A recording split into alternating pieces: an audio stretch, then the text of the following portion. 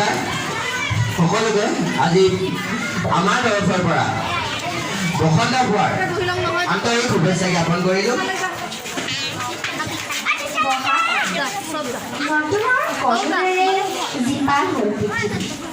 গাঁৱৰ পথাৰখন সজীৱ হ'ল। কুঁহি পাতৰ কোমলীয়া মাতে কুলি কেতেকীৰ আশাবোৰ আবিবলৈ পৃথিৱীখনে সলাইছে বখন। চঞ্চল বহাগ অসমীয়াৰ প্ৰাণৰো প্ৰাণৰ, বহাগ অসমীয়াৰ বাপতি সাহোন। বসন্ত পোৱা নামটো শুনিলেই আমাৰ মনত ভাহি উঠে কুঁহি পাতেৰে সজীৱ কপৌ তগৰৰ সম্ভাৱনেৰে কুলি কেতেকীৰ বিননি, ঢোল পেঁপাই ৰজনজনাই থকা এটি সুন্দৰ পোৱা।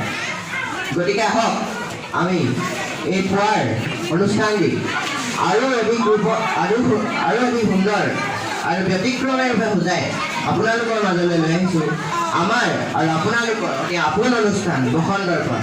গতিকে আহক পলম নকৰি আমি আজিৰ কাৰ্যসূচী আৰম্ভ কৰোঁ। পাঠদান কৰা বা আমাৰ তত্বাৱধানতে ব্যস্ত হৈ থকা দেখি আহিছে, কিন্তু আজি আমাৰ পৰম সৌভাগ্য যে আমাৰ ছাৰ বাইদেউসকলে যুগুত কৰি উলিয়াইছে এটি সুন্দৰ সমবেত সংগীত। আহকচোন উপভোগ কৰোঁ। ধন্যবাদ ছাৰ বাইদেউসকলৰ সমবেত সংগীত বিহু নৃত্যৰে আৰম্ভই নকৰোঁ তেনেহ'লেচোন আমাৰ এই বসন্ত পোৱা অনুষ্ঠানটি আদৰণি হৈ নব নহয়নে? তেনেহ'লে আহক আমি সকলোৱে উপভোগ কৰোঁ।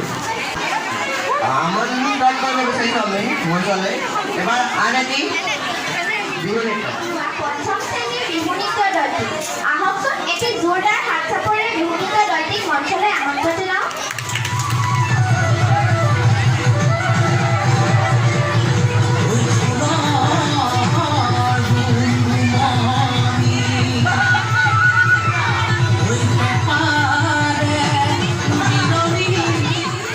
মঞ্চলৈ আমন্ত্ৰণ জনাইছোঁ।